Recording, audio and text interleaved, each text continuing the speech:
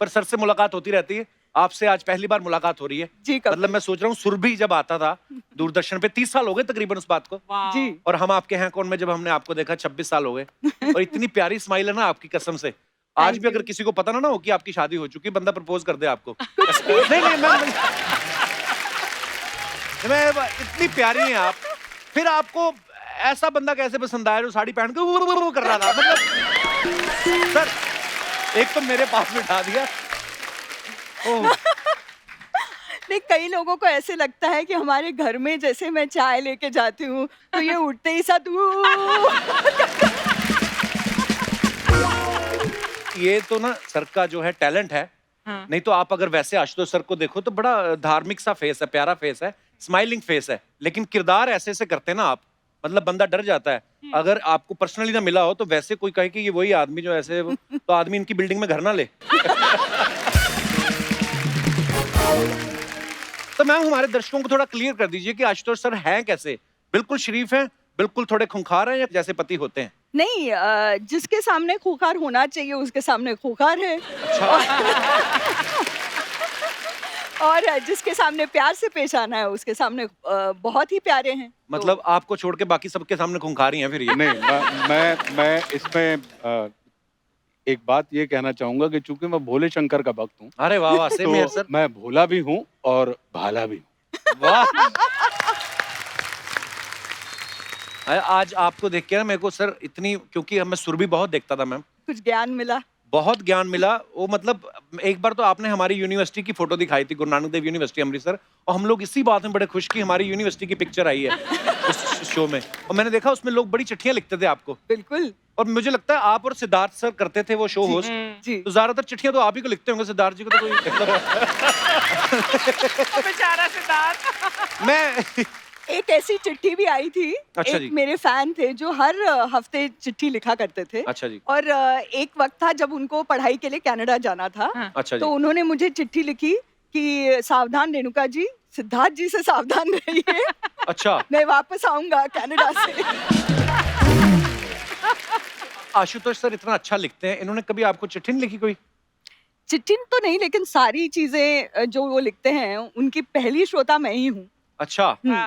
तो आप पास करती हैं अगर आपने हाँ कर दिया तो पास है नहीं तो नहीं ऐसा है? करेक्ट बिल्कुल सर ऐसा मतलब मैडम के साथ प्यार ज्यादा है कि आपको अपने आप पे एतबार नहीं है नहीं इसमें मैं ये कहूंगा कि मुझे इनकी बुद्धि के ऊपर भरोसा ज्यादा है वाह। स्मार्ट मैन क्योंकि इतनी बुद्धिमान है देखिए उन्होंने कितना अच्छा पति ढूंढा ये कहना चाहते हैं आप पर वैसे सर आपकी मुलाकात कैसे हुई थी रेणुका मैम से एक हम शो करने वाले थे टेलीविजन के ऊपर दुश्मन आके रिलीज हुई थी अच्छा जी और हमारी एक दोस्त थी राजेश्वरी सचदेव एक्ट्रेस जी जी जी और तेजस्विनी कोल्हापुरे जी तो एक फिल्म बनी थी जयते हंसल मेहता की पहली फिल्म थी अच्छा जी तो उसका ट्रायल था प्रीव्यू था सुमित थिएटर में तो हंसल ने हमें बुलाया तो हमने राजेश्वरी और तेजस्विनी से कहा यार मैं अकेला नहीं जाना चाहता हूँ तुम अच्छा चलोगी उन्होंने कहा चलते हैं तो हम वहां गए तो राजेश्वरी और रेणुका जी बहुत अच्छी दोस्त थी अच्छा जी और मैं रेणुका जी का प्रशंसक था मेरी एक दोस्त हैं शंपा शाह अच्छा जी भोपाल में रहती हैं सिरेमिक आर्टिस्ट हैं जब मैं मुंबई आया तो उन्होंने मुझे एक चिट्ठी लिख के भेजा कि आशुतोष एक लड़की है रेणुका कमाल की बारीक अभिनेत्री है और वाह। बारीक काम करती है तुम उसका काम देखना अच्छा जी तो हम देखते थे सैलाब उस समय आ रहा था आता था और फिर इनकी हम आपके हैं कौन भी आ गई थी जी तो मैं इनके काम से मुतासिर था और बड़ा प्रभावित था और मैं ये जानता था कि ये ब्रिलियंट अभिनेत्री हैं तो जब इनसे मुलाकात हुई तो हम दोनों तकरीबन आधा घंटे तक आपस में बात करते रहे और काफ़ी हमारे विचार मिल रहे थे तो बाहर निकले जब हम रात में उस दिन इतवार था तो मैंने इनसे कहा कि आप कहाँ रहती हैं तो बोली मैं दादर रहती हूँ अच्छा मैंने कहा चलिए मैं आपको आप कैसे जाएंगे बोले मैं टैक्सी से जाऊंगी अच्छा मैंने कहा आपके पास कार नहीं है बोले नहीं इतवार होता है और इतवार पे हम अपने स्टाफ को भी छुट्टी देते हैं How वाह sweet. क्या बात है, और, बहुत अच्छी बात है। और मैं चलाना नहीं जानती हूँ तो हमने इनसे कहा कि मैं आपको छोड़ दूँ तो इन्होंने हमसे कहा कि आप कहाँ रहते हैं मैंने कहा मैं चेंबूर रहता हूँ अच्छा तो बोले मैं मुंबई में पली बड़ी हूँ जन्म मेरा यहाँ पर हुआ है और मैंने आज तक कोई ऐसा रास्ता नहीं देखा जुहू से जो वाया दादर चेंबूर जाता है तो आप बिल्कुल परेशान ना हो, आप अपने रास्ते जाइए, मेरी आदत है और मैं चली जाऊंगी। और उसके बाद फिर रवि राय एक सीरियल हम लोगों के साथ करने वाले थे, तो रवि राय ने हमें बुलाया। तो हमने रवि से कहा दशहरा के दिन कि यार मुझे रेणुका जी का नंबर दीजिए, मैं उनको विश करना चाहता हूँ दशहरा के दिन दशहरा के दिन। विश तो आप वैलेंटाइन पे करना चाहते हो, इंतजार नहीं हुआ, दशहरे पे कर दिया आपने। हाँ, क्योंकि अब ये सितंबर की बात है, अक्टूबर में दशहरा पड़ रहा था। हाँ। और हमने कहा ये विजयदशमी का पर्व है, वैसे भी नौ दुर्गा का, तो जी। नौ दुर्गा को अगर आपको जीतना हो तो हाँ। इससे उत्तम अवसर दूसरा नहीं है। तो क्योंकि तो रवि ने हमसे कहा कि देखो भैया आशुतोष, कि रात 10 बजे के बाद वो कोई फोन उठाती नहीं है। दूसरा, अनजान फोन वो उठाती नहीं है। अच्छा जी। तीसरा, उनके यहाँ आंसरिंग मशीन बजेगी, आप उसमें अपना नाम नंबर सब छोड़ना पड़ेगा, अगर आपने नहीं छोड़ा तो आप ब्लैक लिस्टेड हो जाएंगे। अच्छा जी। तो आप ये ध्यान रखिएगा। मैंने कहा यार ये ऐसी कौन सी, मतलब कोई ऐसे हमसे विश करना चाहते हैं। बोले नहीं, मैं तुमको सिर्फ उनके प्रोटोकॉल बता रहा हूँ। अच्छा जी। मैं भी रात 9 बजे के बाद कभी उनको फोन नहीं कर सकता, और वो उनकी मर्जी है कि वो उठाएं या ना उठाएं। वाह। मैंने कहा ठीक है भाई। मैंने इनको फोन किया एज यूजुअल, जो रवि ने मुझसे कहा था। आंसरिंग मशीन बजी, हमने उस पर अपना पता छोड़ा कि भाई मैं आशुतोष राणा बोल रहा हूँ और आपको दशहरा की बहुत सारी शुभकामनाएं, और अपना नंबर नहीं छोड़ा। हमने अच्छा। कहा हम क्यों छोड़ें, देखिए, नंबर पेच। छोड़ने का मतलब ये होता है कि आप जबरदस्ती किसी को कर रहे हैं कि आप मुझे कॉल बैक करें। मैंने कहा अगर इनको करना होगा तो जैसे हमने पता किया है वैसे ये ढूंढ लेंगे। हाँ। तो अगले दिन जब मैं पहुंचा तो हमारी बहन ने बताया कि रेणुका शाहणे का फोन आया था, तुमने विश किया होगा उनको। तो उन्होंने कहा कि भाई राणा जी को बोल दीजिएगा कि बहुत बहुत धन्यवाद और मेरी तरफ से भी शुभकामनाएं। अच्छा। मैंने कहा बहुत अच्छा। मैंने अगले दिन वापस इनको फोन किया कि आपने धन्यवाद दिया, इसका आपको बहुत धन्यवाद। तब भी आंसरिंग बजी। अगले दिन जब मैं वापस घर पहुंचा तो मुझे वापस बहन जी ने बताया कि रेणुका का फोन आया था और उन्होंने कहा कि देखिए ये मेरा मोबाइल नंबर है, उनको आप मेरा ये नंबर दे दीजिए और वो मुझसे सीधे बात कर लें। हमने कहा अब ये बात सही हो गई। अब ये लगा कि यार रवि ने कहा है कि रात 10 के बाद फोन मत करना, और मैं व्यक्ति हूं जो रात 10 के बाद ही जागता हूं। हाँ। मैंने कहा अगर पहले दिन ही प्रोटोकॉल आपने फॉलो किया तो जीवन भर आपको फॉलो करना पड़ेगा। तो हमने रात 10:30 बजे इनको फोन किया कि thank you so much Renuka ji, और इन्होंने फोन उठाया।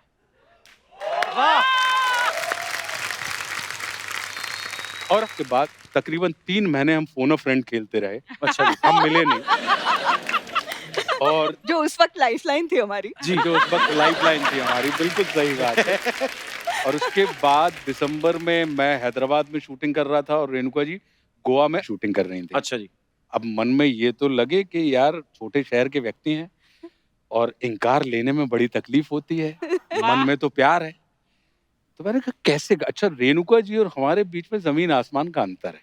कैसे? ये बड़े शहर की हैं, जी। मैं बिल्कुल ठेठ देहाती व्यक्ति हूँ। ये इनको प्रोज पसंद है, मुझे कविताएं पसंद हुआ करती थी।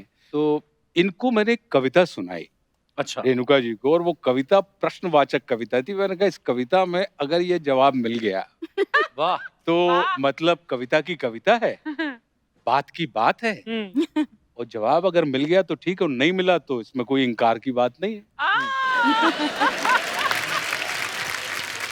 मैंने इनको जो कविता सुनाई वो ये थी कि प्रिय लिखकर नीचे लिख दूं नाम तुम्हारा, वाह। और कुछ जगह बीच में छोड़ नीचे लिख दूं सदा तुम्हारा।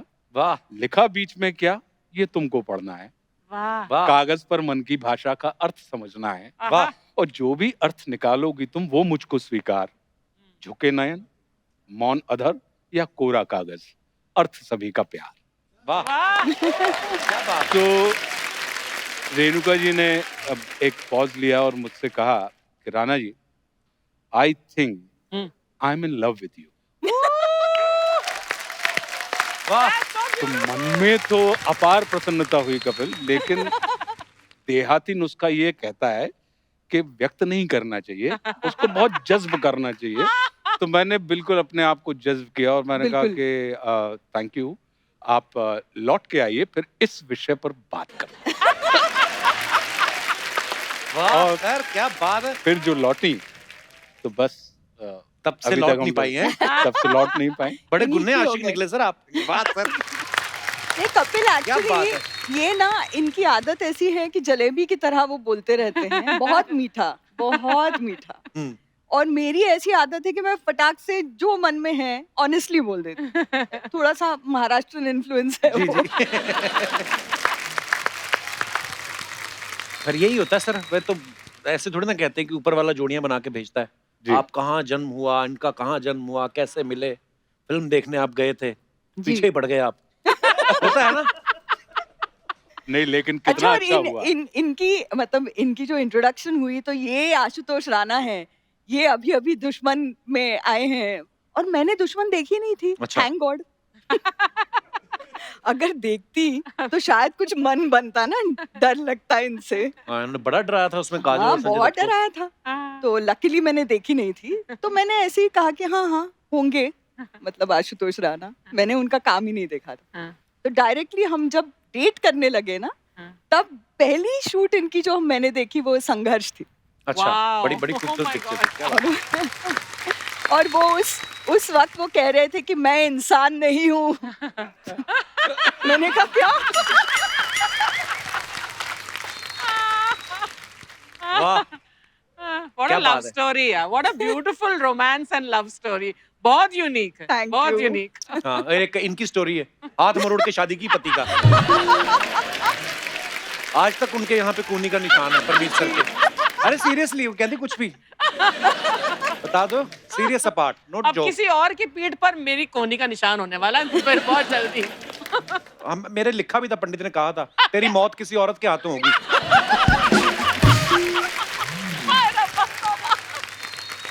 अच्छा सर, मैं ये पूछना चाहता हूँ कि जब आपका तो बात हो गई कि एक दूसरे से मोहब्बत है, सब स्वीकार कर लिया एक दूसरे ने, फिर जब आप इनके घर वालों से मिले तो वो इजीली मान गए थे या उन्होंने कहा था कि जब तक चाय बन रही 2-4 कविताएं पहले आप दिखाइए हमें तो हम पढ़ेंगे फिर डिसाइड करेंगे?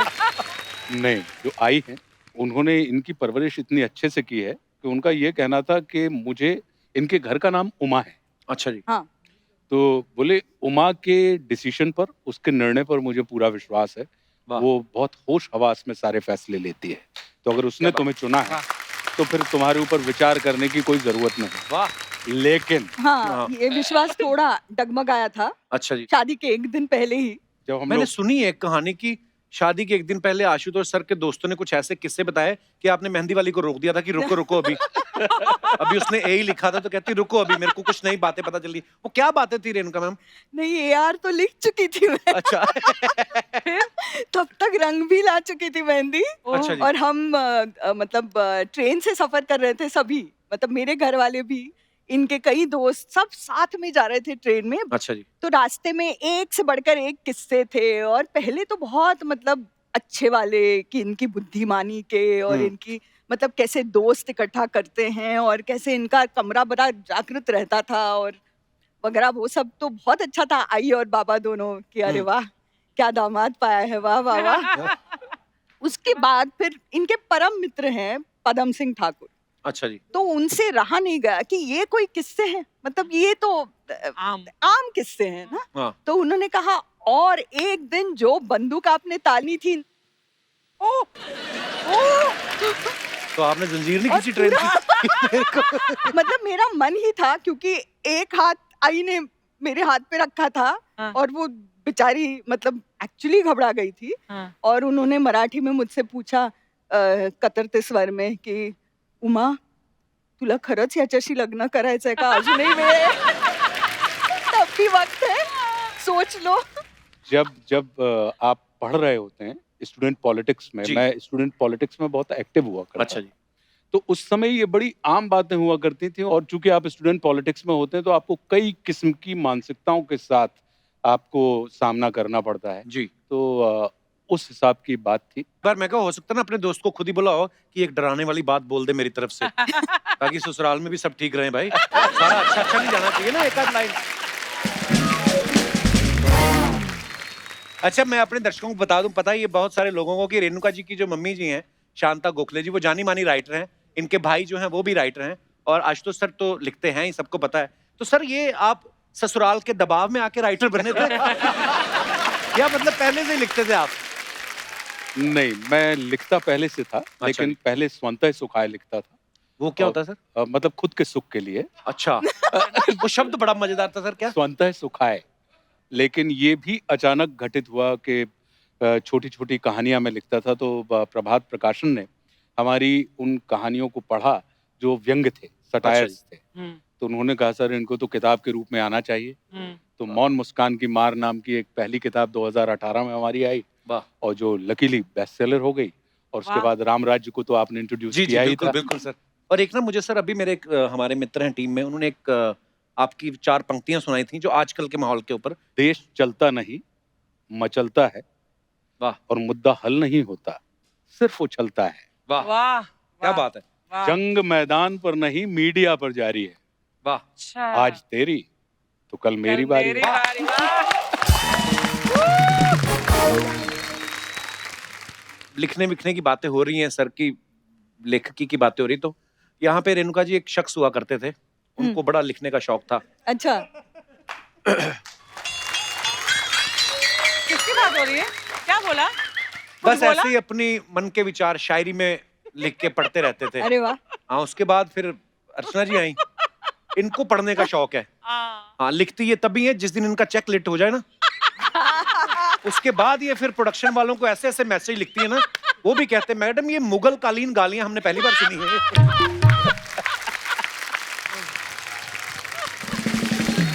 अच्छा आशुतोष सर, आजकल तो ना गवर्नमेंट ने फिक्स कर दिया लॉकडाउन के चलते ना कि शादी में 50 से ज्यादा लोग नहीं जा सकते, लेकिन हमने आपका एक किस्सा सुना कि जब आप रेणुका जी को ब्याह के अपने गांव गए तो हजारों की भीड़ इकट्ठा हो गई थी। तो गांव में पहली बार शादी हुई थी सर के इतनी खूबसूरत बहू पहली बार गई थी गांव में, क्या किस्सा था सर उसके पीछे? जैसे आपने अभी बताया कि रेणुका जी की जो चिट्ठियां आती थी, फैन मेल आती थी, तो लाखों की संख्या में आती थी। बिल्कुल। तो जब एक इतने मिकदार की और इतने बड़े किरदार की बहू अगर उस शहर की बहू बने, तो निश्चित रूप से उसका स्वागत तो लोग बिछकर करते हैं। क्या बात है। तो ये बड़े हर भाग्य की बात है। ये बैनर्स लगाए गए थे, भैया और भाभी को बधाई हो बधाई, बाबा वाह। राम जी जोड़ी क्या बनाई। क्या बात है। So sweet. सर हमने एक और चीज सुनी आशुतोष सर आपके बारे में कि जब आप काम पे जाते हैं और फिर शाम को घर वापस आते हैं तो आप पूरे दिन में क्या क्या हुआ है सारा रेणुका मैम को बताते हैं। तो ये आपकी मोहब्बत है या कॉन्ट्रैक्ट था आपका? मेरा ये मानना है कि दुनिया का हर पति हाँ। ये मान के चलता है, जो हमने आपसे पहले भी कहा था कि नारी कल भी भारी थी, नारी आज भी भारी है, और पुरुष कल भी आभारी था, पुरुष आज भी आभारी है। पर कपिल, जी। मुझे सबसे अच्छा मंत्रा शादी का मेरे ससुर जी ने दिया। क्या? अच्छा। उन्होंने कहा कि शादी का एक ही मंत्र है, वो याद रखना, फर्स्ट ओबे देन आर्ग्यू। उनका भी खुद का एक्सपीरियंस रहा होगा ना। सबके अपने एक्सपीरियंस भी रहते हैं। वैसे बहुत कीमती एडवाइस है यार ये। हाँ, I should follow this also. आपके ऊपर नहीं बुलाई होती? क्यों? आप तो सीधा आर्ग्यू करो, कोई चक्कर नहीं। इतने सालों से चल रहा है, आज तक पंगा हुआ कोई? ये तो हरमीत सर के लिए एडवाइस है कि first obey and then continue it. Don't ever dare to argue with Archana ji. पर मैं वैसे ही मजाक करता रहता हूँ, अर्चना जी है बड़ी खूंखार प्यारी। अच्छा रेणुका मैम महाराष्ट्रियन है तो मराठी बहुत अच्छी बोलती है और हिंदी भी इतनी अच्छी बोलती हैं। हाँ। और सर की हिंदी सुने तो लगता है शुरू ही इन्होंने की हिंदी। मैम आपने कभी आशुतोष सर को मराठी सिखाने की कोशिश की या आपने रखा हुआ है संभाल के कि नहीं नहीं नहीं लड़ाई होगी तो मैं अपनी मराठी में अपना गुस्सा निकालूंगी? नहीं, मैंने सिखाने की कोशिश नहीं की। हालांकि मैं घर पे मराठी बोलती हूँ, अपने बच्चों के साथ मराठी में बात अच्छा करती बच्चे हूँ। आपने तैयार कर लिए तो- अपने फेवर में मराठी में तैयार कर लिए। तो इनको थोड़ी थोड़ी आती है, बहुत ज्यादा नहीं सिखा पाई हूँ मैं, क्योंकि मैं टीचर बड़ी अच्छी नहीं हूँ, ऐसा मुझे लगने लगा है अब। पर ये बहुत अच्छे स्टूडेंट हैं, ये सीख गए हैं कि जितना अपने काम का उतना समझ जाओ, जो नहीं है बोलो माला समझला नहीं।